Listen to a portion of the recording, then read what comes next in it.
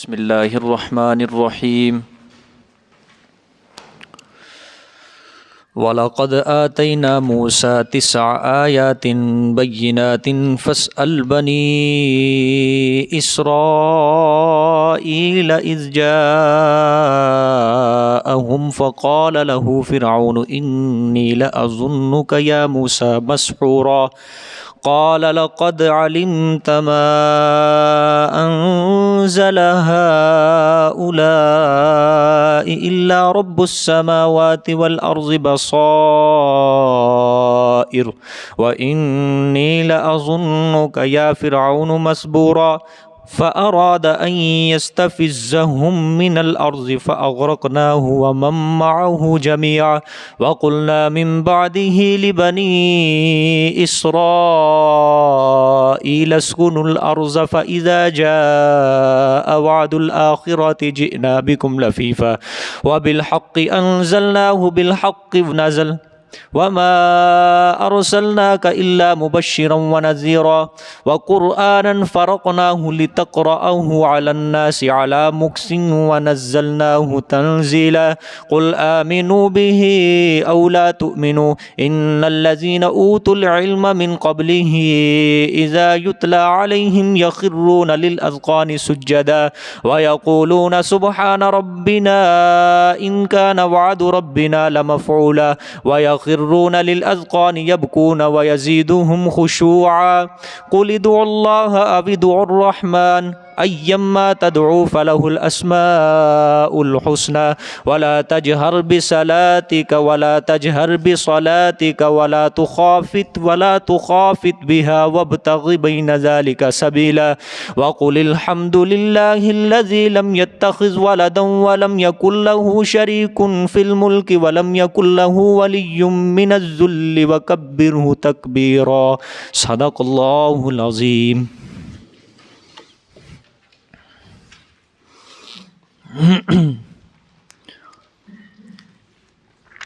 گزشتہ سبق میں اللہ تعالیٰ نے مشرکین کے بارے میں بیان فرمایا کہ مشرکین مکہ کہتے تھے کہ یہ بشر ہے، ہم بشر کو رسول نہیں مانیں گے، اگر اللہ کو کوئی نبی بھیجنا ہی تھا تو فرشتے کو نبی بنا کر بھیجتے۔ اللہ تعالیٰ نے اس کا جواب دیا کہ زمین پر اگر فرشتے آباد ہوتے تو پھر ہم فرشتوں کو نبی بنا کر بھیجتے، چونکہ زمین پر انسان آباد ہیں تو ہم انسانوں میں سے رسول بنا کر بھیجیں گے۔ پھر اللہ تعالیٰ نے مشرکین مکہ کو ایک چھٹی اپنی عقلی دلیل سے بیان فرمایا کہ مشرکین جو تھے یہ کہتے تھے کہ آیا ہم دوبارہ زندہ کر کے اٹھائے جائیں گے جب کہ ہماری ہڈیاں ہو جائیں گی، جسم کی چورا چورا ہو جائے گا۔ اللہ تعالیٰ نے عقلی دلیل دے کر سمجھایا کہ جس ذات نے زمین و آسمان کو پیدا کر دیا وہ ذات اس بات کے اوپر بھی قادر ہے کہ تم جیسے انسان دوبارہ تمہاری مثل اٹھا دے، اور لیکن دوبارہ زندگی کا ایک وقت مقرر ہے جس کے آنے میں کوئی شک نہیں ہے۔ پھر آج جہاں سے سبق شروع ہو رہا ہے وَلَقَدْ آتَيْنَا مُوسَى 9 آيَاتٍ بَيِّنَاتٍ، یہ 5ویں آیت معجزہ ہے، ٹھیک ہے۔ 5 آیات معجزات تھیں سورت کے اندر، 6 عقلی دلائل تھے، 3 نقلی دلائل تھے، 1 دلیل وحی تھی۔ اب یہ 5ویں آیت معجزہ ہے، ترجمہ دیکھیں۔ وَلَقَدْ آتَيْنَا مُوسَى 9 آيَاتٍ بَيِّنَاتٍ، اور البتہ تحقیق عطا فرمایا ہم نے موسیٰ علیہ السلام کو 9 آیات بینات، موسیٰ کو 9 آیات واضحہ، 9 نشانیاں واضحہ۔ فَاسْأَلْ بَنِي إِسْرَائِيلَ، پس پوچھ تو بنی اسرائیل سے، اِذْ جَاءَهُمْ، جب کہ آ گئے ان کے پاس حضرت موسیٰ علیہ السلام، جب کہ آئے ان کے پاس حضرت موسیٰ، فَقَالَ لَهُ، پس کہا واسطے ان کے، یعنی واسطے موسیٰ علیہ السلام کے فرعون نے، انی لَأَظُنُّکَ، بے شک البتہ میں گمان کرتا ہوں تجھے، یا موسیٰ، اے موسیٰ، مسحورا، جادو کیا ہوا، میں تجھے کیا کرتا ہوں، گمان کرتا ہوں جادو کیا ہوا، کہ تو کہتا ہے خدا ایک ہے اور میں نبی ہوں، یہ تیرے اوپر کسی نے جادو کر دیا ہے، ٹھیک ہے۔ اچھا جی، یہ وَلَقَدْ آتَيْنَا مُوسَىٰ 9 آیات بینات، اس کے اندر یہ 9 نشانیاں کون سی مراد ہیں؟ حضرت عبداللہ ابن عباس رضی اللہ تعالیٰ عنہما فرماتے ہیں کہ اس سے جو بعض تو اللہ تعالیٰ نے مختلف قرآن پاک میں جگہوں میں 9 نشانیاں بیان فرمائی ہیں، اور بعض نشانیاں جو ہیں وہ سورۃ اعراف کے اندر اللہ تعالیٰ نے بیان فرمائی ہے، معجزات مراد ہیں۔ پہلی نشانی ہے عصا۔ کیا؟ عصا، کہ عصا آپ علیہ الصلاۃ والسلام کی لاٹھی کیا بن جاتی تھی؟ سانپ بن جاتی تھی۔ پھر حضرت کو دوسرا معجزہ دیا گیا ید بیضاء، ٹھیک ہے، ہاتھ کا سفید ہو کے روشن ہو کے بغلوں سے نکل جانا۔ پھر تیسرا معجزہ تھا سمندر کا پھٹ جانا، ٹھیک ہے، سمندر کا 12 رستے کیا ہو جانا؟ نکل جانا، ٹھیک ہے۔ اسی طرح چوتھا معجزہ تھا زبان کی لکنت کا ختم ہو جانا، زبان کی لکنت کا ختم ہو جانا، ٹھیک ہے۔ پانچواں معجزہ تھا قبطیوں پر قحط سالی آئی جب، تو پھر حضرت موسیٰ علیہ الصلاۃ والسلام کی دعا سے اللہ تعالیٰ نے وہ قحط سالی کو کیا کر دیا؟ دور کر دیا۔ اسی طرح ٹڈیوں کا عذاب آیا تھا فرعونیوں کے اوپر، پھر حضرت نے دعا کی، وہ کیا ہو گیا؟ ختم ہو گیا۔ ساتواں چیچڑ یعنی جوؤں کا عذاب آیا تھا بنی اسرائیل کے اوپر، فرعونیوں کے اوپر، پھر حضرت نے دعا کی، وہ عذاب کیا ہو گیا؟ ختم ہو گیا۔ اسی طرح مینڈکوں کا عذاب آیا تھا، اسی طرح خون کا عذاب آیا تھا۔ یہ 9 نشانیاں مراد ہیں اس کے اندر، یہ حضرت عبداللہ ابن عباس رضی اللہ تعالیٰ عنہ فرماتے ہیں۔ ایک دوسرا قول بھی ہے لیکن وہ اس آیت کے اندر فٹ نہیں آتا، یہ زیادہ تر مفسرین اسی بات کی طرف ہیں کہ 9 آیات بینات کے اندر یہ معجزات ہی مراد ہے جو حضرت موسیٰ علیہ الصلاۃ والسلام کو عطا ہوئے تھے، ٹھیک ہے۔ اچھا، اللہ تعالیٰ نے فرمایا کہ ہم نے 9 نشانیاں موسیٰ علیہ الصلاۃ والسلام کو دی تھی، اگر یقین نہیں آتا تو جاؤ بنی اسرائیل سے جا کے پوچھ لو، تورات کے اندر لکھا ہوا ہے، بنی اسرائیل کے علماء سے پوچھو، وہ تصدیق کریں گے۔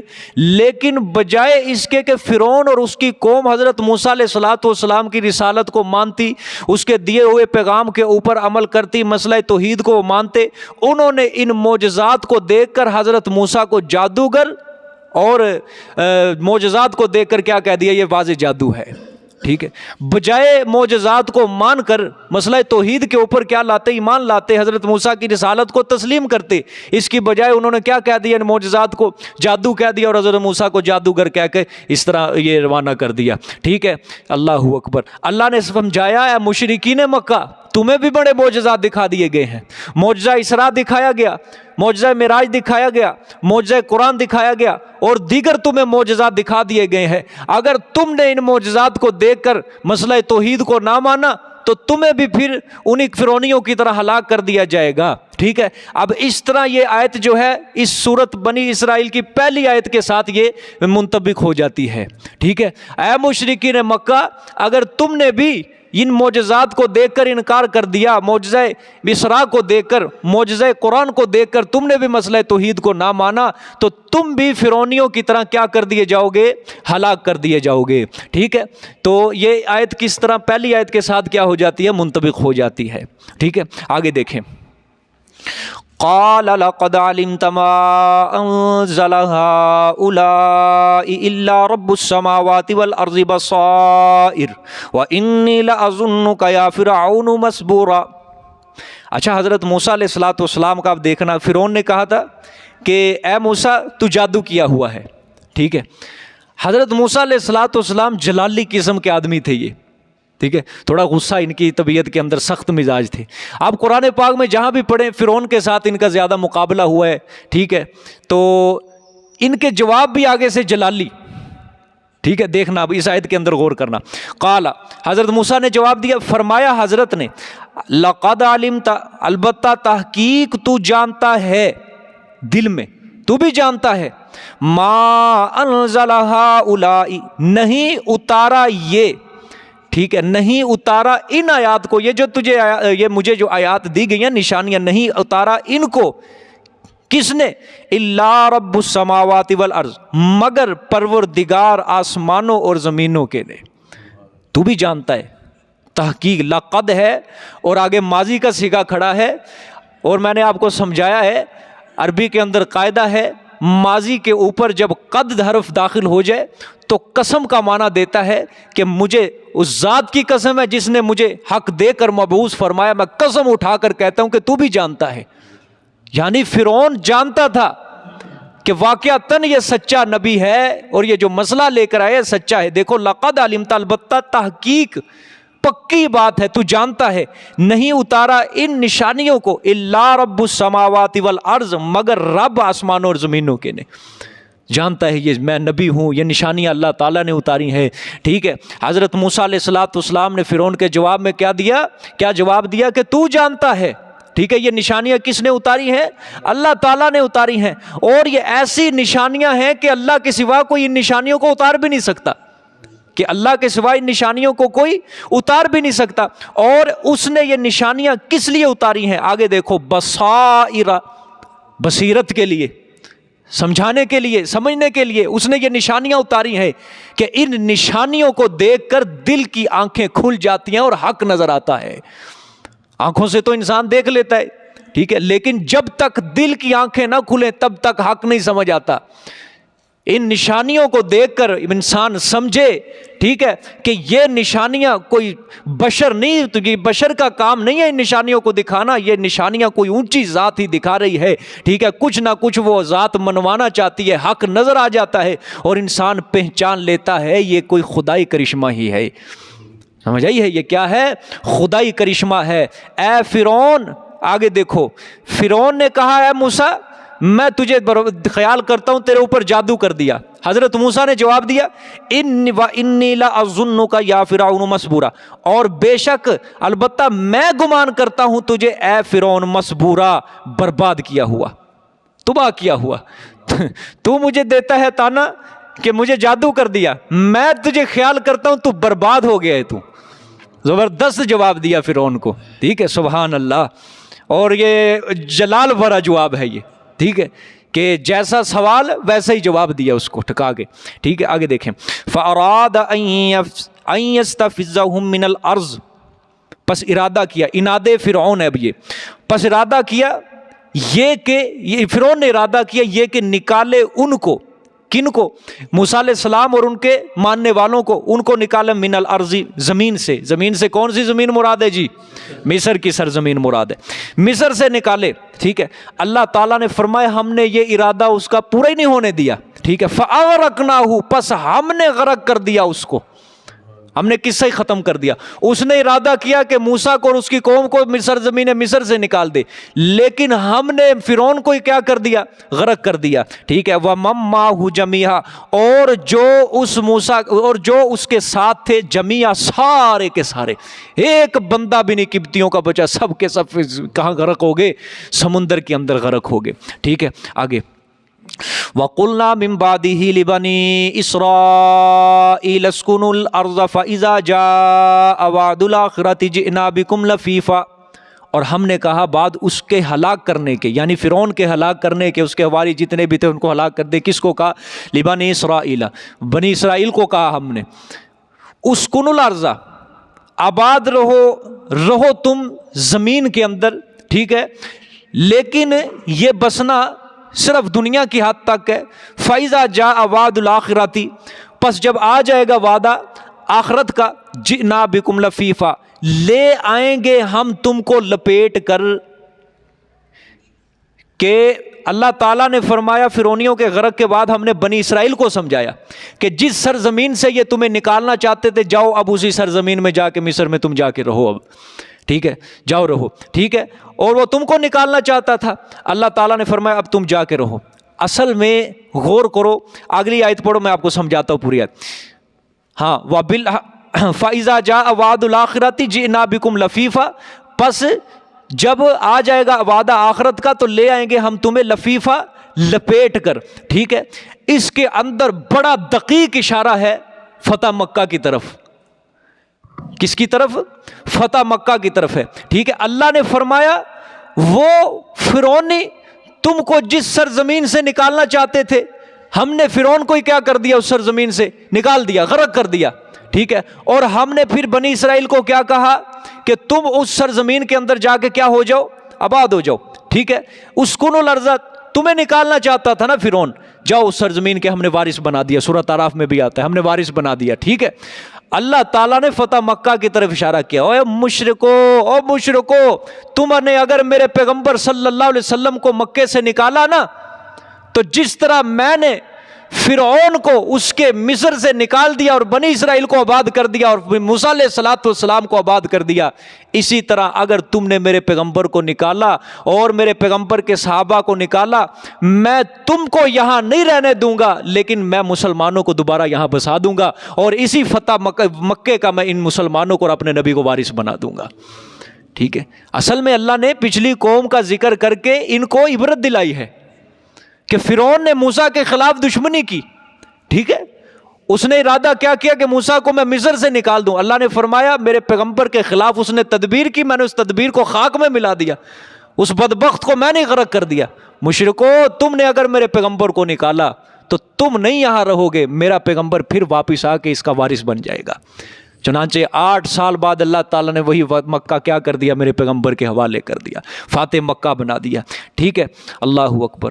اور نیز پیچھے ایک آیت گزری تھی، اللہ تعالیٰ نے وہاں فرمایا وَإِن كَادُوا لَيَسْتَفِزُّونَكَ مِنَ الْأَرْضِ لِيُخْرِجُوكَ۔ ٹھیک ہے، اللہ نے فرمایا کہ میرے پیغمبر یہ کافر چاہتے ہیں کہ آپ کو زمین میں پریشان کریں، اسی صورت کے اندر کہ آپ کو کیا کریں، یہ پریشان کریں۔ کیوں؟ لِيُخْرِجُوكَ مِنْهَا، تاکہ وہ اس مکہ سے آپ کو کیا کر دیں، نکال دیں۔ وہاں بھی لَيَسْتَفِزُّونَكَ کا لفظ تھا، اور یہاں بھی لفظ کیا ہے، یہ فَأَرَادَ أَن يَسْتَفِزَّهُمْ، یہ پچھلی آیت کے اندر یہاں بھی کہ ارادہ کیا فرعون نے، یہ کہ نکال دے اس کو زمین سے، موسیٰ علیہ السلام کو۔ اور وہاں مشرکین مکہ کا جب اللہ تعالیٰ نے ذکر کیا، میرے پیغمبر آپ کو یہ تنگ کرتے ہیں، پریشان کرتے ہیں، کیوں؟ تاکہ آپ کو پریشان کرے، تاکہ آپ کو یہ مکہ سے نکال دے۔ وہاں بھی اس لحاظ سے یہ آیت اس آیت کے ساتھ اس کی مناسبت ہو جاتی ہے۔ ٹھیک ہے، آگے دیکھیں، وَبِالْحَقِّ أَنزَلْنَاهُ وَبِالْحَقِّ نَزَلَ وَمَا أَرْسَلْنَاكَ إِلَّا مُبَشِّرًا وَنَذِيرًا، اور ساتھ حق کے اتارا ہم نے۔ یہ اب پھر التفات ہو گیا اہل مکہ کی طرف، آپ اللہ تعالیٰ کا یہ خطاب ہے اہل مکہ کی طرف۔ وَبِالْحَقِّ أَنزَلْنَاهُ وَبِالْحَقِّ نَزَلَ، اور ساتھ حق کے ہم نے اتارا اس کو۔ یہ جو ہے نا انزلناہ، یہ ہے جس کو کہہ لو ایک تکبر کا لفظ۔ اللہ تعالیٰ تکبر اللہ کو صحیح تھا نا، اللہ نے فرمایا اللہ نے نہیں، ہم نے، ٹھیک ہے، ہم نے اتارا اس قرآن کو، ٹھیک ہے، ساتھ حق کے۔ وَبِالْحَقِّ نَزَلَ، اور ساتھ حق کے اترا ہے، اور ساتھ حق کے اتارا ہم نے اس قرآن کو۔ وَبِالْحَقِّ نَزَلَ، اور ساتھ حق کے اترا، ٹھیک ہے، اور ساتھ حق کے اترا۔ وَمَا أَرْسَلْنَاكَ إِلَّا مُبَشِّرًا وَنَذِيرًا، اور نہیں بھیجا ہم نے آپ کو مگر خوشخبری دینے والا اور ڈرانے والا۔ ٹھیک ہے، اللہ نے فرمایا قرآن کو نازل کرنے کا طریقہ یہی تھا کہ ہم اس قرآن کو کسی بشر کے اوپر نازل کرتے، کسی عبد کے اوپر نازل کرتے، اور اس کے تمام مضامین سراسر کیا ہیں، حق ہیں، سچے ہیں۔ ٹھیک ہے، اور آگے وَبِالْحَقِّ نَزَلَ سے مراد ہے یعنی قرآن کے تمام مضامین جتنے بھی اس کے اندر مسائل ہیں، اس کے اندر باطل کا کوئی ذرہ برابر بھی شک نہیں ہے، اس کے اندر تمام مضامین سچے ہیں، حق ہیں اس کے اندر تمام مضامین۔ اور قرآن کو اتارنے کا ہمارا مقصد ہے توحید کو ثابت کرنا اور شرک کا رد کرنا۔ ٹھیک ہے، قرآن کو اتارنے کا ہمارا مقصد کیا ہے، توحید کو ثابت کرنا اور شرک کا رد کرنا۔ تو جیسا ہمارا ارادہ تھا ویسے ہی ہم نے قرآن پاک کو کیا کر دیا، نازل کر دیا۔ آگے پھر آپ صلی اللہ علیہ وسلم کو خطاب ہے وَمَا أَرْسَلْنَاكَ إِلَّا مُبَشِّرًا وَنَذِيرًا، اور نہیں بھیجا ہم نے آپ کو موسیٰ علیہ السلام کی طرح مگر خوشخبری دینے والا اور ڈرانے والا، کہ میرے پیغمبر جس طرح حضرت موسیٰ علیہ السلام کو ہم نے لوگوں کے لیے پیغمبر بنا کر بھیجا تھا، اور جس طرح موسیٰ کے ہاتھ کے اندر ہدایت نہیں رکھی تھی ہم نے، ہدایت ہمارے ہاتھ کے اندر تھی، ہمارے قبضے کے اندر تھی، اسی طرح موسیٰ کی طرح ہم نے آپ کو بھی مبشر اور نذیر بنا کر بھیجا ہے کہ آپ ماننے والوں کو خوشخبری دیں اور نہ ماننے والوں کو آپ کیا کریں، ڈرائیں، میرے عذاب سے ڈرائیں۔ ٹھیک ہے، منوانا آپ کا کام نہیں ہے، آپ کا کام صرف کیا ہے، پہنچا دینا۔ ٹھیک ہے، اللہ اکبر۔ آگے فرمایا وَقُرْآنًا فَرَقْنَاهُ لِتَقْرَأَهُ عَلَى النَّاسِ عَلَى مُقْسٍ وَنَزَّلْنَاهُ تَنزِيلًا۔ سبحان اللہ، یہ بھی بڑی بات ہے، یہ بھی ایک اللہ تعالیٰ کی طرف سے بڑی رحمت ہے۔ اور قرآن جدا جدا کر دیا ہم نے اس کو، اور قرآن جدا جدا کر دیا ہم نے اس کو، کیوں؟ لِتَقْرَأَهُ عَلَى النَّاسِ، تاکہ تو پڑھے اس کو اوپر لوگوں کے، عَلَى مُقْسٍ، جی بھی ٹھہر ٹھہر کر، کیا کرے تو، ٹھہر ٹھہر کر لوگوں پر پڑھے تو، وَنَزَّلْنَاهُ تَنزِيلًا، اور ہم نے اتارا اس کو تنزیلا، تھوڑا تھوڑا کر کے. ہم نے اتارا اس قرآن کو تھوڑا تھوڑا کر کے. اس قرآن میں اللہ نے فرمایا اس کے اتارنے میں ہم نے یہ بھی رحمت رکھی ہے کہ اس قرآن کو ہم نے کیا اتارا؟ تھوڑا تھوڑا کر کے اتارا. غرض کیا تھی؟ جب آپ اس کو لوگوں پر پڑھیں گے تو کس طرح ٹھہر ٹھہر کر پڑھیں گے تاکہ لوگوں کو یاد کرنا اور سمجھنا آسان ہو جائے. تورات ایک بار ملی تھی آپ حضرت موسیٰ کو، کوہ طور پہ آؤ لے جاؤ، ٹھیک ہے. انجیل ایک بار ملی ہے، اپنے عبادت خانے میں بیٹھ جو انجیل دوں گا، چلو بھی انجیل دے دی گئی، سارے صحیفے دے دیے ایک بار. لیکن قرآن ایک بار ہی نہیں بلکہ کیا 23 سالوں میں اترا ہے، 23 سالوں میں، ٹھیک ہے.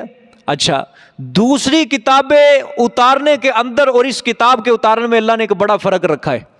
کس طرح؟ باقی کتابیں جب باقی پیغمبروں کو ملنی تھی، اللہ نے فرمایا ادھر آؤ. کیا؟ موسیٰ کو بھی بلایا گیا، عیسیٰ کو بھی بلایا گیا، حضرت داؤد کو بھی بلایا گیا، لیکن پیغمبر کو اللہ نے یہ نہیں کہا کہ فلانی جگہ جاؤ فلانی جگہ جاؤ، بلکہ آپ صلی اللہ علیہ وسلم مکہ میں ہے، قرآن مکے میں اتر رہا ہے. غار ہیرا میں ہے، قرآن بھی غار ہیرا میں اتر رہا ہے. اگر مشرکین کے ہجوم میں بیٹھے ہیں، قرآن وہیں پہ اتر رہا ہے. صحابہ کے ہجوم میں بیٹھے ہیں، قرآن وہیں اتر رہا ہے. اگر ہجرت کرنے کے لیے غار سور کے اندر بیٹھے ہیں 3 دن کا قیام، وہاں بھی قرآن اتر رہا ہے. اگر ہجرت کرنے کی غرض سے مدینہ کے راستے میں ہے، قرآن وہاں بھی اتر رہا ہے. اگر قباء کی بستی میں ہے، قرآن وہاں بھی اتر رہا ہے. مدینہ منورہ کی گلیوں میں ہے، قرآن وہاں بھی اتر رہا ہے. حتیٰ کہ میرے پیغمبر اگر حضرت عائشہ کے بستر پر ہیں، قرآن بھی وہاں اتر رہا ہے، قرآن بھی وہاں اتر رہا ہے. اس کے لیے اللہ نے میرے پیغمبر کے لیے یہ قید نہیں لگائی کہ فلانی جگہ آ جاؤ فلانی جگہ آ جاؤ، بلکہ جدھر میرے پیغمبر جاتے گئے قرآن بھی اترتا گیا. غزوہ احد ہے، غزوہ احد ہوا تھا نا، سورۃ آل عمران کا اکثر حصہ غزوہ احد سے بھرا پڑا ہے. دیکھ لو جنگ کے اندر ہے، بدر کے میدان میں اللہ تعالیٰ قرآن وہیں پہ اتارتا جا رہا. سبحان اللہ، یہ بھی بہت بڑی ایک فضیلت کی بات ہے. اور اللہ نے فرمایا تھوڑا تھوڑا کر کے نازل کیا. اگر ہم ایک ہی بار نازل کر دیتے نا تو تمہیں یاد کرنا بہت مشکل ہو جاتا، تمہیں سمجھنا پڑا. ایک ہی دفعہ احکامات لاگو ہو جاتے. بھائی کیا بنتا اس کا؟ اللہ نے تھوڑا تھوڑا کر کے اتارا، تھوڑے تھوڑے احکامات اللہ نے کر کے اتارے تاکہ عمل کرنا بھی آسان ہو جائے، یاد کرنا بھی آسان ہو جائے، سمجھنا بھی آسان ہو جائے. سمجھا گی کہ نہیں؟ یہ اللہ کی ایک خاص رحمت ہے، مستقل اللہ کی رحمت ہے اس امت کے اوپر کہ اللہ نے تھوڑا تھوڑا کر کے اس قرآن کو کیا کیا ہے؟ نازل کیا ہے. ٹھیک ہے. وَنَزَّلْنَاهُ تَنزِيلًا، اور ہم نے اتارا اس کو تنزیلا، تھوڑا تھوڑا کر کے. اللہ اکبر. قُلْ آمِنُوا بِهِ أَوْ لَا تُؤْمِنُوا، فرما دو. یہ اب دلیل نقلی ہے. 3 دلیلیں نقلی تھیں. ٹھیک ہے. ایک دلیل نقلی شروع میں دوسری آیت میں گزری ہے کہ ہم نے موسیٰ علیہ السلام کو آیات دی. ٹھیک ہے. دوسری دلیل نقلی آئی تھی وہ جہاں اللہ تعالیٰ نے وسیلے کا ذکر فرمایا تھا کہ مشرکوں اور یہود و نصارہ، تم جن ملائکہ کو، جن نبیوں کو تم پکارتے ہو، یہ تو اپنے اللہ کے قریب کیا کرتے ہیں؟ وسیلہ ڈھونڈتے ہیں کہ کون ان کے نزدیک اللہ کے قریب ہے. ایک وہ دلیل نقلی تھی. اب یہ تیسری دلیل نقلی اب یہاں پہ آئے گی. ٹھیک ہے. دیکھیں، قُلْ آمِنُوا بِهِ أَوْ لَا تُؤْمِنُوا، فرما دو میرے پیغمبر ایمان لاؤ تم ساتھ اس قرآن کے یا تم نہ لاؤ. آگے اللہ کو کوئی بھار نہیں ہے، اللہ پر سب برابر ہے. اللہ کا کچھ نہیں بگاڑ رہے، تم اپنا ہی نقصان کر رہے ہو. لاؤ نہ لاؤ تمہاری مرضی. آگے دلیل نقلی، ان الذین اوتوا العلم من قبلہ اذا یتلی علیہم یخرون للاذقان سجدا. اب دیکھنا دلیل نقلی کیسی ہے، ذرا اپنا بھی ہم اندازہ لگائیں اور یہ ان لوگوں کا بھی اندازہ لگائیں. بے شک وہ لوگ جن کو علم دیا گیا اس قرآن سے پہلے، کس چیز کا علم دیا گیا بھائی؟ ہاں، تورات انجیل، اہل کتاب کے علماء، نیک دل صالح انسان مراد ہیں جن کو تورات کا علم دیا گیا تھا، جن کو انجیل کا علم دیا گیا تھا، وہ مراد ہیں یہود و نصارہ کے علماء. بے شک وہ لوگ جن کو علم دیا گیا اس قرآن سے پہلے، اذا یتلی علیہم، جب پڑھا جاتا ہے، جب تلاوت کی جاتی ہے اوپر ان کے اس قرآن کی، جب تلاوت کی جاتی ہے اوپر اس قرآن کی، یخرون للاذقان سجدا، گر پڑتے ہیں وہ ٹھوڑیوں کے بل، سجدہ سجدہ کرنے والے، سجدہ کرتے ہوئے زمین پر کیا ہو جاتے؟ گر پڑتے ہیں. یہ تو ان کی جسمانی کیفیت اللہ نے بتائی ہے. آگے لسان، زبان کی کیفیت، زبان سے پھر کیا کہتے ہیں، وَيَقُولُونَ سُبْحَانَ رَبِّنَا إِن كَانَ وَعْدُ رَبِّنَا لَمَفْعُولًا، اور کہتے ہیں پاک ہے ہمارا رب، إِن كَانَ وَعْدُ رَبِّنَا، کس سے پاک ہے؟ وعدہ خلافی سے اللہ کیا ہے؟ پاک ہے۔ ان کان وعد ربنا، بے شک ہمارے رب کا وعدہ، لمفعولا، البتہ ہے پورا کیا ہوا۔ تورات میں، انجیل میں اللہ نے وعدہ کیا کہ آخری نبی جو ہوگا اس کی یہ نشانیاں ہوں گی، اس کے اوپر میں قرآن پاک کو نازل کروں گا۔ ہم نے تورات میں پڑھا، ہم نے انجیل میں پڑھا، ہم نے اس نبی کے اندر وہ ساری نشانیاں دیکھ لیں، اس کے اوپر جو کتاب اتری ہم نے اس کو بھی دیکھ لیا۔ تو گویا اللہ نے وہ تورات اور انجیل والا وعدہ کیا کر دیا؟ پورا کر دیا۔ جب قرآن کی یہ آیتیں پڑھی جاتی ہیں تو یہود و نصارہ کے وہ نیک دل صالح علماء اس قرآن کی تلاوت کو سن کر کیا ہو جاتے ہیں؟ سجدے میں گر پڑتے ہیں۔ اللہ اکبر۔ آگے دیکھیں، پھر اللہ تعالیٰ نے پھر اعادہ کیا اسی بات کی طرف، کس طرح گرتے ہیں، وَيَخِرُّونَ لِلْأَذْقَانِ، اور گر پڑتے ہیں ٹھوڑیوں کے بل، يَبْكُونَ، روتے روتے۔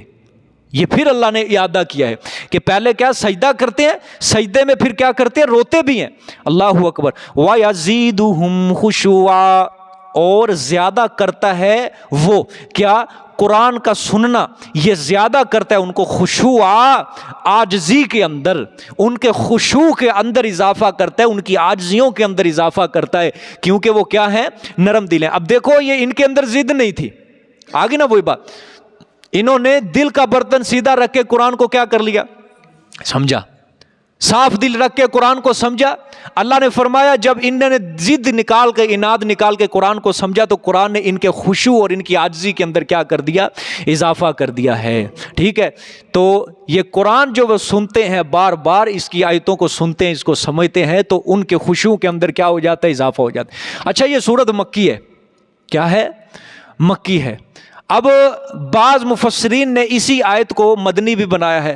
اگر ہم اس کو مدنی آیت مراد لیں گے تو پھر اس سے مراد ہوں گے حضرت عبداللہ ابن سلام رضی اللہ تعالیٰ عنہ اور ان کے حواری جتنے بھی تھے ایمان لے آئے۔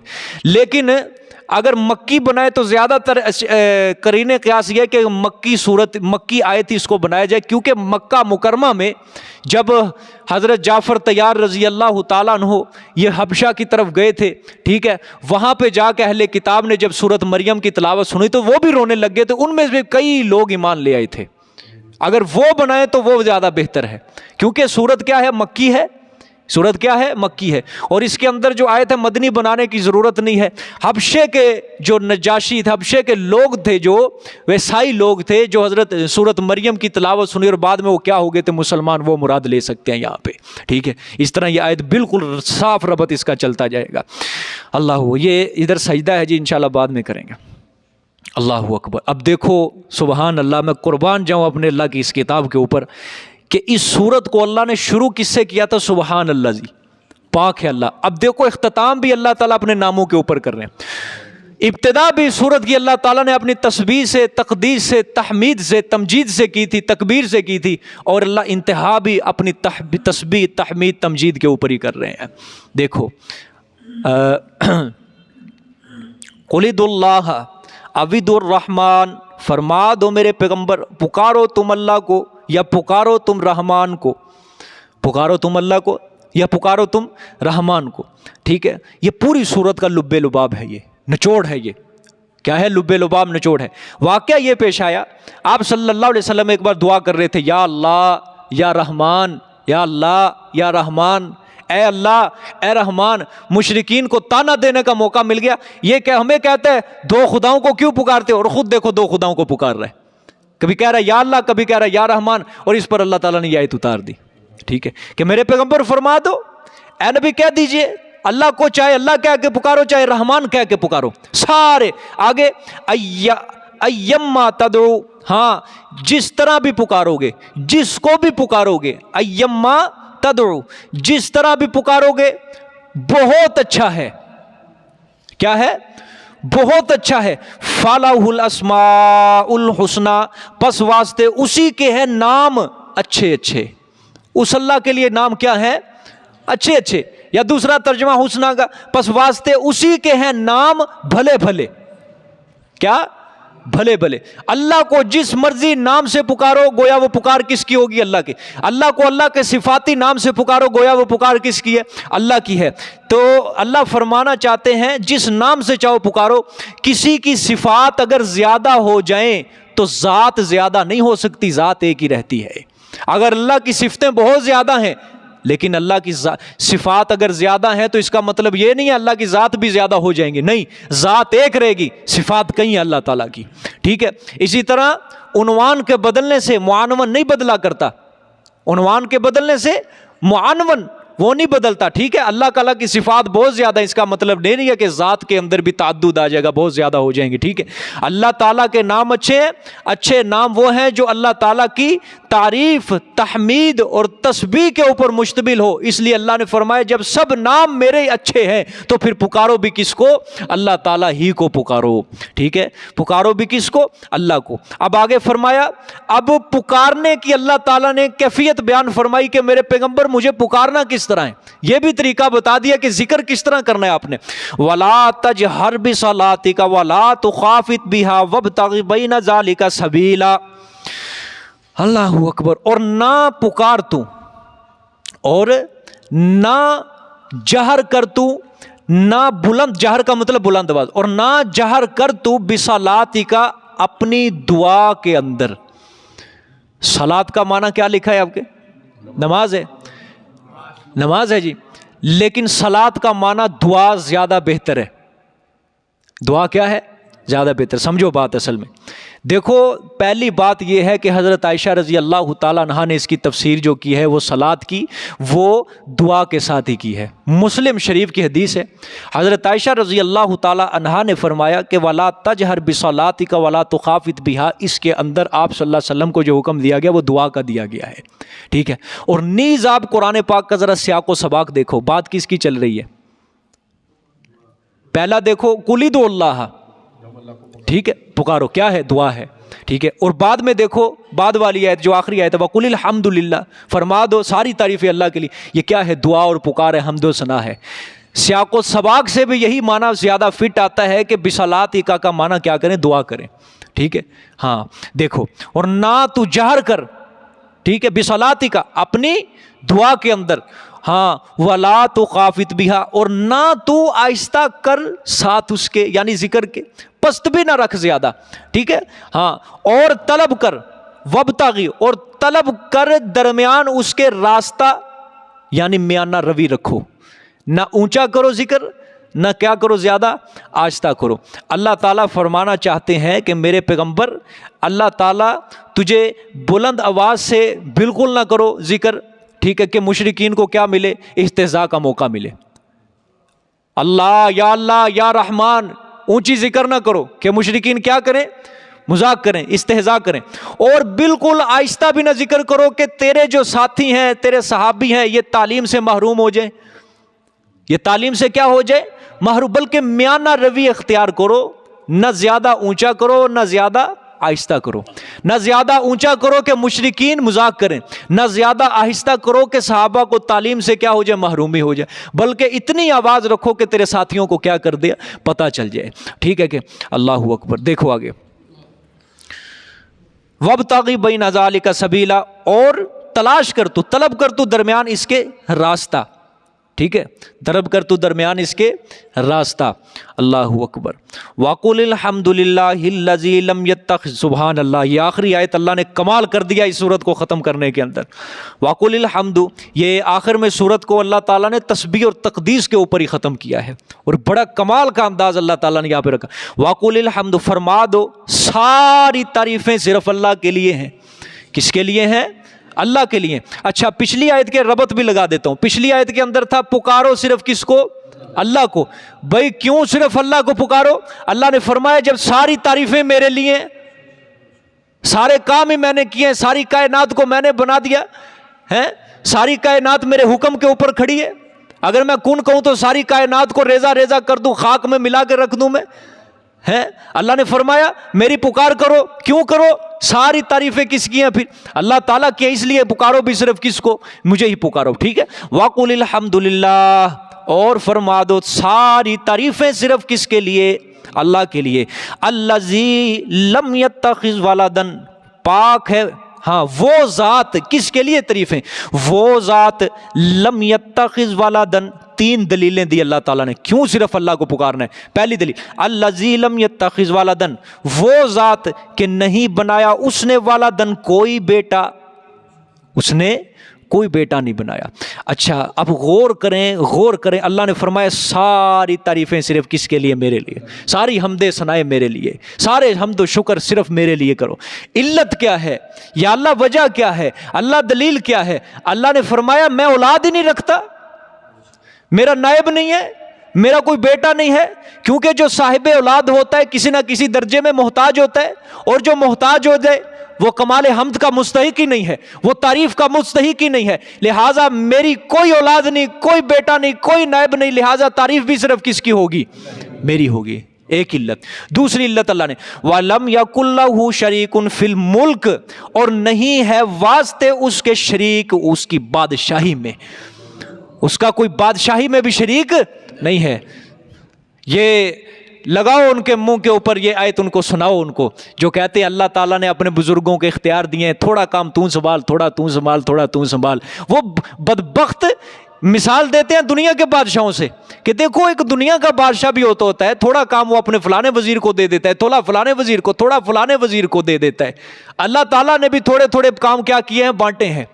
یہ مشرک جس دور کا بھی ہو، یہ اللہ تعالیٰ کو اسی طرح سمجھتا ہے جس طرح دنیا کا بادشاہ ہوتا ہے۔ لیکن اللہ تعالیٰ نے یہ فرمایا کہ دیکھو میں اپنی بادشاہت کے اندر بھی کسی کو شریک نہیں رکھتا۔ وجہ کیا ہے کہ سلطنت کے اندر اگر کوئی بادشاہ اپنے شریک کر لے، اس بادشاہ کے اندر عیب ہے، نقص ہے کہ وہ اپنی سلطنت کو اکیلا نہیں چلا سکتا، اس نے اپنی سلطنت کو تھوڑا تھوڑا کام اپنے وزیروں کے سپرد کر دیا ہے۔ اللہ تعالیٰ نے فرمایا جس کے اندر یہ نقص ہو، جس کے اندر یہ عیب ہو، اس کے لیے تعریف بنتی نہیں ہے، تعریف صرف میری ہوگی، کیونکہ میری سلطنت کے اندر، بادشاہت کے اندر کوئی شریک نہیں ہے، کوئی نبی، کوئی ولی، کوئی پیر، کوئی فقیر، کوئی زندہ، کوئی مردہ، میں نے کسی کو اپنی بادشاہت کے اندر شریک نہیں رکھا ہوا ہے۔ لہٰذا ساری تعریفیں بھی صرف کس کی ہوں گی؟ اللہ کی۔ ساری پکاریں بھی صرف کس کی ہوں گی؟ غائبانہ حاجات و مشکلات میں صرف کس کو پکارا جائے گا؟ اللہ کو پکارا جائے گا۔ دوسری علت اللہ۔ تیسری علت سبحان اللہ وَلَمْ يَكُنْ لَهُ وَلِيٌّ مِّنَ الذُّلِّ، ترجمہ غور سے، اور نہیں ہے واسطے اس کے کوئی مددگار، ولیٌ مددگار، متولی وہ مشورہ دینے والا بھی کہہ لو، ولیٌ مددگار، متولی مشورہ دینے والا، من الذل کس وجہ سے؟ بوجہ عاجزی کے۔ اللہ نے فرمایا او میں تو کوئی اپنا مددگار بھی نہیں رکھتا کہ میں عاجز آ جاؤں، کیونکہ دنیا کے بادشاہ جب ہار جاتے ہیں، جب عاجز آ جاتے ہیں، اس کے وزیر اس کے کیا بن جاتے ہیں؟ بازو بن جاتے ہیں، ان کے مددگار بنتے ہیں، ان کو مشورہ دیتے ہیں۔ اللہ نے فرمایا میں تو کبھی عاجز ہوا ہی نہیں، میں تو کبھی عاجز ہوا نہیں، میں تو کبھی ہارا ہی نہیں۔ واللہ غالب علی امری، میرا تو حکم ہی غالب رہتا ہے، میرا تو حکم کبھی مغلوب ہوا ہی نہیں ہے، میرا حکم کیا رہتا ہے؟ غالب رہتا ہے، مجھے کسی مددگار کی ضرورت نہیں ہے، لہذا ساری تعریفیں بھی صرف کس کی ہوں گی؟ اللہ کی ہوں گی۔ تین علتیں دی۔ اچھا اللہ نے فرمایا ساری تعریفیں صرف اللہ کے لیے، کیوں؟ اس کا کوئی بیٹا نہیں، اس کا بادشاہت میں کوئی شریک نہیں، بوجہ عاجزی کے اللہ کا کوئی مددگار نہیں۔ اللہ نے فرمایا جب یہ ثابت ہو گیا کہ میری بادشاہت میں بھی کوئی شریک نہیں، میرا کوئی بیٹا نہیں ہے، اور میرا کوئی مددگار بھی نہیں بوجہ عاجزی کے، تو پھر وَكَبِّرْهُ تَكْبِيرًا، اور تو بڑائی کر اس کی، بڑا سمجھ کر۔ ترجمہ غور سے وَكَبِّرْهُ، اور تو بڑائی کر اس کی، کس کی؟ اللہ کی، بڑا سمجھ کر، تکبیرہ بڑائی کرنا۔ سمجھ آئی ہے؟ جب ثابت ہو گیا کہ ساری تعریفیں ہیں ہی صرف اللہ کے لیے ہے، تو پھر دل و جان سے یہ عقیدہ رکھو کہ اللہ تعالیٰ ہی کی ساری تعریفیں ہیں۔ دل و جان سے یہ عقیدہ رکھو کہ وہ اللہ تمام نقوص سے، تمام عیوب سے، تمام عیبوں سے اللہ تعالیٰ کیا ہے؟ پاک ہے، لہٰذا حمد و ثنا کے بھی کون لائق ہے؟ اللہ ہی لائق ہے۔ ٹھیک ہے. اچھا اختتام دیکھو، اختتام ہی بتا رہا ہے کہ ابھی اللہ تعالیٰ نے مضمون ختم نہیں کیا ہے. سورۃ کہف دیکھو اس کی ابتدا کہاں سے ہو رہی ہے؟ الحمدللہ سے. گویا یہاں سے صاف یہ سورت بتا رہی ہے کہ جو سورت بنی اسرائیل ہے نا، یہ تیاری ہے کس کے لیے؟ سورۃ کہف کو سمجھنے کے لیے. بڑی زبردست ترتیب رکھی اللہ تعالیٰ نے، بڑی زبردست ترتیب رکھی کہ اس سورت کا اختتام صاف بتا رہا ہے کہ یہ سورت بنی اسرائیل تیاری تھی کس کے لیے؟ سورۃ کہف کے لیے. کیا تھی؟ یہ ساری تیاری تھی. ٹھیک ہے، اور اچھی تیاری کی ہے الحمدللہ. کیا اچھی تیاری کی ہے الحمدللہ. جن حضرات نے چھٹیاں کی ہیں نا، وہ بہت اچھی تیاری ہوئی ہے. یقین کرو یہ پہلی صورت ہے، مجھے کوئی مزہ نہیں آیا اس کے پڑھانے کا. بعض دن ایسے بھی گزرے ہیں، صرف میں نے خود گنتی کی ہے 10 12 بندے ہوئے ہیں. ٹھیک ہے، کتنے؟ 10 12. اب کہاں 30 40 کی تعداد تھی اور کہاں 10 12. اور پھر اس سے بھی زیادہ بڑی افسوسناک بات میں نے کہا ہوا ہے، جو اگر چھٹی کرے مجھے بتا دیا کرے. ٹھیک ہے، اور چھٹی کرتے ہیں کوئی علم نہیں ہے کدھر گیا کدھر نہیں گیا. مجھے اس صورت کے اندر پڑھانے میں کوئی مزہ نہیں آیا، یقین کرو. ٹھیک ہے، نہیں دوبارہ چلو ٹھیک ہے، وعدہ کرو مجھ سے کہ ایک ناغہ نہیں ہوگا صورت کے اندر، میں دوبارہ ہی پڑھا دوں گا. دیکھو اگر تو چاہتے ہو کہ اس کی گہرائی کے اندر اترنا ہے، کھوج کرید پوری کرنی ہے، تو پھر میرا ساتھ دو، میرا ساتھ دو، چھٹی نہ کرو. ٹھیک ہے، میری فضول چھٹی نہیں ہوتی، کوئی چھٹی الحمدللہ میری فضول آج تک نہیں ہوئی الحمدللہ. ٹھیک ہے، میرا ساتھ دو. اگر چاہتے ہو قرآن کو بس اوپر سے پڑھتے جاؤ، سرسری بات، تھوڑی تھوڑی تفصیل. اب کل میں نے 20 منٹ سبق پڑھایا، وجہ کیا تھی؟ میرے اوپر اثر تھا بہت زیادہ کہ تعداد کم ہے. پرسوں بھی تعداد کم تھی، میں نے قوم سبق پڑھایا. کیا ہے؟ بہت زیادہ اثر ہوتا ہے اس چیز کا کہ ساتھی نہیں آتے، دکھ ہوتا ہے. اب کل پورا ایک رکوع پڑھایا ہے، لیکن 20 منٹ صرف ترجمہ ہوا ہے، تفسیر ہوئی ہے بس. وجہ کیا تھی؟ کہ تعداد کا صرف میرے ذہن کے اوپر کیا پڑ جاتا ہے؟ اثر پڑ جاتا ہے کہ ساتھی کم ہے، تفصیل کرنی ہوتی ہے اس کے اندر. کیا ہے؟ ٹھیک ہے، میں پھر ایک دو تفسیر دے کے بس سرسری نگاہ ترجمہ کر کے تفسیر کر کے بس. ٹھیک ہے. اب بعض ساتھی کچھ ایسے بھی ہیں، وہ کہتے ہیں ٹائم زیادہ ہو جاتا ہے، ٹائم زیادہ ہو جاتا ہے. او بھائی یاد رکھنا، جنت مشقتوں کے رستے گزر کے جنت آگے رکھی ہے. قرآن میں مجھے دکھا دو کہیں لکھا ہو اللہ تعالیٰ نے کہ جنت آسانیوں کے رستے سے مل جاتی ہے. بجائے یہ کہ اللہ اسی بات کو کہتے ہیں کہ تم نے یہ گمان کر لیا کہ جنت سستی مل جائے گی، تمہیں آسانی سے مل جائے گی. سورۃ توبہ پڑھ کے دیکھو، خدا کی قسم تمہیں پتہ چل جائے گا. عام بندہ بھی سورۃ توبہ پڑھ سکتا ہے، اس کا صرف ترجمہ پڑھ لو. اور ہم اپنا جائزہ لے لیں کہ کیا ہم مسلمانوں والا کام ہے؟ ہم 1% بھی مسلمان ہیں سورۃ توبہ کا مطالعہ.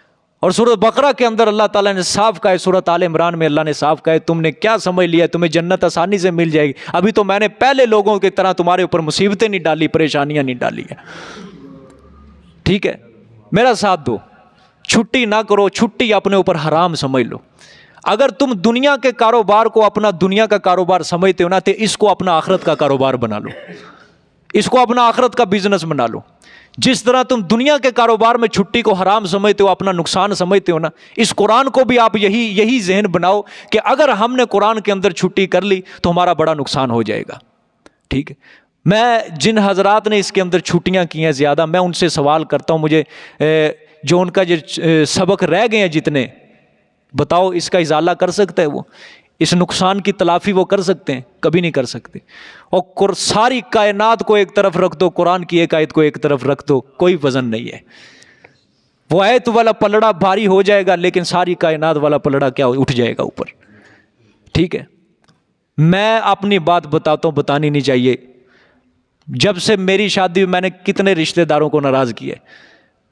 وہ کہتے ہیں شادی کے بعد ایک رسم چلتی ہے، آؤ جی ہمارے دعوت آؤ. مجھے درس قرآن کے ساتھیوں نے کہا ہے کیا وہ بھی دعوت کھانے آؤ، ایک دعوت کے اوپر نہیں میں گیا، ناراض کر لیا. ٹھیک ہے بھائی، میرے قرآن پاک کا مسئلہ ہے، ساتھیوں کا مسئلہ ہے، میرے پاس ان کا وقت جو ہے امانت ہے. وہ کہتے ہیں جمعے کو آ جاؤ. میں نے کہا جمعہ کو آ سکتا ہوں، باقی نہیں. وہ کہتے ہیں نہیں جی ہمیں اتوار کی چھٹی ہے. میں نے کہا ٹھیک ہے، اتوار والے دن میری طرف سے صاف نہ ہے. ناراض ہوئے وقتی طور پہ، آج صحیح ہیں، سارے خوش ہیں. حدیث ہے نا، جس نے اللہ کو خوش کرنے کے لیے لوگوں کو ناراض کر دیا، اللہ بھی اس سے خوش ہو جاتا ہے، بعد میں وہ بھی کیا ہو جاتے ہیں؟ خوش ہو جاتے ہیں. سارے ٹھیک ہو گئے ہیں، سب ٹھیک ہو گیا، ان کو پتہ چل گیا بھئی یہ نہیں کر سکتا، یہ درس قرآن کو نہیں. اپنی پہچان بنا لو کہ عشاء کے بعد دنیا 100 بار سوچے کہ بھئی ہم اس کو فون کرنے کے اندر وہ 100 بار سوچے کہ بھئی اس نے فون نہیں کرنا، میری اپنی بے عزتی ہے، اس نے نہیں چھوڑنا درس قرآن. ساری دنیا کے اندر اپنی پہچان بنا لو. جب ہم نے پہچان یہ بنا لینی ہے کہ بھئی ٹھیک ہے وہ میں ایک فون کروں گا اس نے آ جانا ہے، درس چھوڑ دے گا وہ، تو پھر دنیا کے کام آنے ہی ہے. کیا خیال ہے جی؟ آنے ہی ہے دنیا کے کام. جب آپ اپنی پہچان بناؤ گے نا رشتہ داروں کے اندر، دنیا داروں کے سامنے پہچان بنا لو کہ بھئی عشاء کے بعد یہ اپنے اس ٹائم کے اندر کوئی کمپرومائز نہیں کر سکتا، کوئی دنیا تمہیں چھیڑے گی نہیں. اپنا دل بدلو نا، اپنا دل، اللہ پھر ساتھ دے گا آپ کا. اپنی تو انسان کی کوشش ہو کہ بھئی میں نے چھٹی نہیں کرنی، 100% کوشش ہو میں نے چھٹی نہیں کرنی. اب بعض ساتھیوں کو میں نے سنا ہے، بعض ایسے بھی دیکھے ہیں سفر کرتے ہیں لیکن سبق کے ٹائم وہ پہنچ جاتے ہیں، وہ تھکاوٹ کا کوئی احساس نہیں کرتے. اور بعض ساتھیاں چھٹی کرتے ہیں، میں پوچھتا ہوں آئے نہیں، او سفر کیتا ہے بڑی تھکاوٹ ہوگی جی اس لیے نہیں آئے. ایسے ساتھیوں کو میں ایک واقعہ سناتا ہوں خدا کے لیے، اس کو دل میں جگہ دینا. غزوہ خندق کا واقعہ کس نے پڑھا ہے جی؟ 1 2 قرآن پاک میں بھی آئے گا یہ 3 4 5. چلو ٹھیک ہے میں تھوڑا سا آپ کو سناتا ہوں. غزوہ احزاب صورت آئے گی انشاءاللہ، اس میں یہ واقعہ آئے گا سارا. غزوہ خندق کے حالات پڑھ کے دیکھو انسان کی عقل دھنگ رہ جاتی ہے. غزوہ بدر کے وہ حالات نہیں تھے، غزوہ احد کے بھی وہ حالات نہیں تھے جو غزوہ خندق کے اندر پیش ہے. کیا تھا اس کے اندر سب سے بڑا کام مسلمانوں کو؟ وہ خندق کھود رہے تھے مدینہ کے ارد گرد، اور پتہ نہیں کتنی گہری کتنی چوڑی وہ خندق تھی وہ کھود رہے تھے، اور پتھریلی زمین کھود رہے تھے.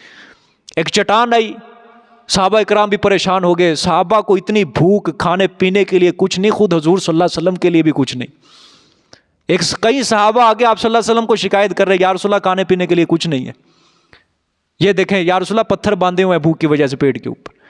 حضور صلی اللہ علیہ وسلم اپنا کرتا اٹھا کے پیٹ دکھاتے، تم نے 1 باندھا ہے، یہ دیکھو میں نے 2 باندھے ہوئے ہیں، میں نے بھوک کی وجہ سے 2 باندھے ہوئے ہیں. اچھا یہ غزوہ خندق غالباً 25-30 دن یہ چلتا رہا ہے، ٹھیک ہے.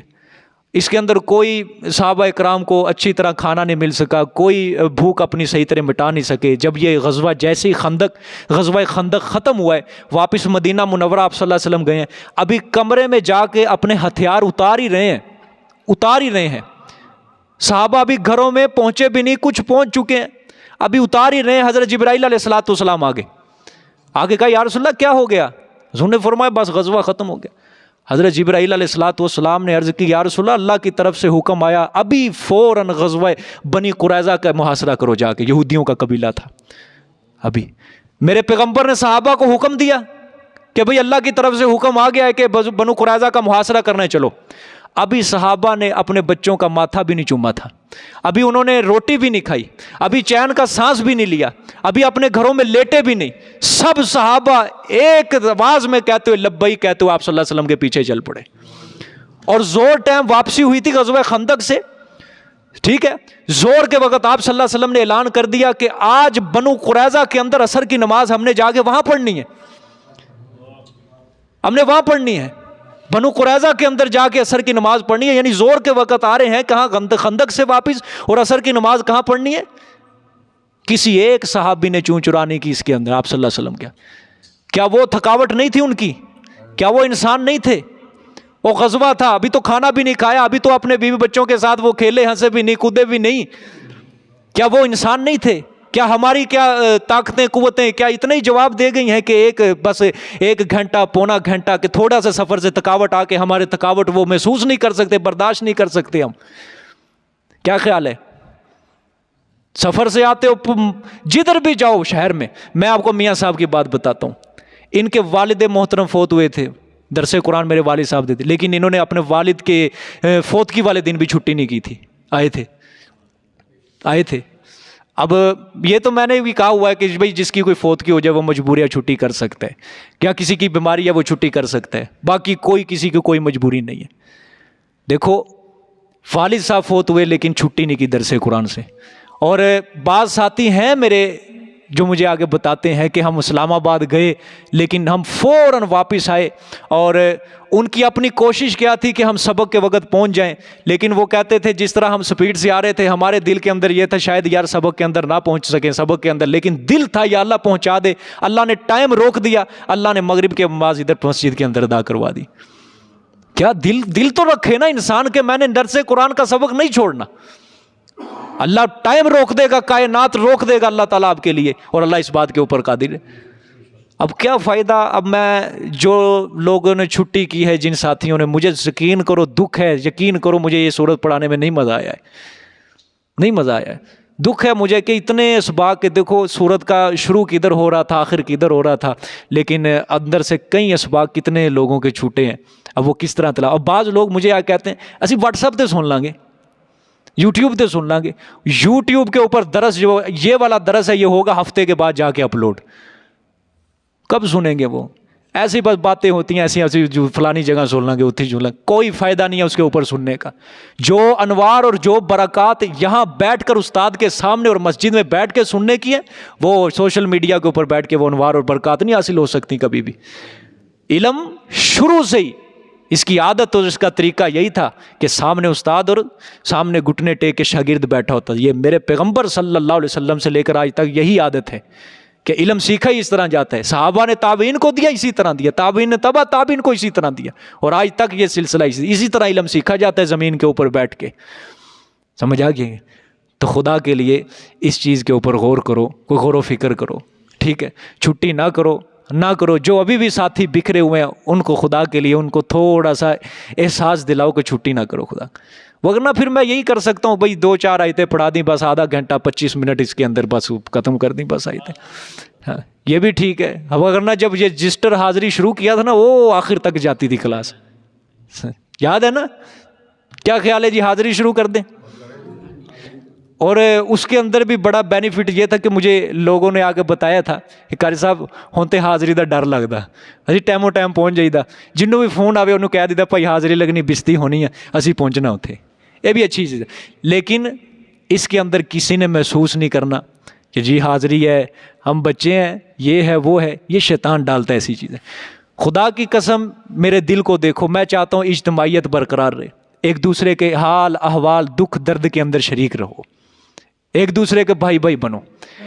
مجھے بتاؤ کون سی مسجد ہے فیصل آباد میں جو اس وقت کھلی ہے کوئی؟ تالے لگے ہوئے ہیں سب کو، لیکن دیکھ لو اس وقت یہ مسجد آباد ہے اور سارے اللہ کا قرآن پڑھ رہے ہو، اللہ کا فضل سمجھو، اللہ کی رحمت سمجھو۔ اگر پھر نہیں ہم اس کو سر پہ لیں گے، نہیں ہم اس کو سیریس لیں گے، اللہ تعالیٰ پھر اپنا فضل اٹھا لے گا، اللہ رحمت اٹھا لے گا، ٹھیک ہے؟ اور یہی انسان کی سب سے بڑی ناکامی ہے کہ اللہ تعالیٰ اس کو قرآن سے کیا کر دے، دور کر دے۔ کامیابی کے لیے کچھ اپنا دل بدلو اور کوشش کرو چھٹی نہ ہو، ٹھیک ہے؟ اور آپ کو پتہ ہے سورت کے اختتام کے اوپر دعوت بھی چلتی ہے، لیکن اس کا بھی آج اہتمام اسی وجہ سے نہیں ہوا کہ مزہ نہیں آیا، بس سمجھ آئیے۔ لیکن میرا ساتھ دو، خدا کے لیے میرا ساتھ دو، ساتھ چلو، ٹھیک ہے؟ انشاءاللہ کل سے حاضری شروع ہوگی، ٹھیک ہے؟ اور جس ساتھی نے چھٹی کرنی ہو بس یہ مہربانی کر دے یا مجھے اطلاع کر دے یا گروپ کے اندر اپنی واٹس ایپ کے اوپر تصویر لگا کے نیچے اپنا عذر لکھ دے کہ بھئی یہ میرا عذر تھا، میں اس وجہ سے آ نہیں سکا۔ اس کا فائدہ وہ علم کے اندر ہوتا ہے، بھئی اس وجہ سے نہیں آیا۔ سمجھ آ گئی ہے کہ نہیں؟ جزاک اللہ جی، صدق اللہ۔ دعا فرما لیں گے۔ ہاں سجدہ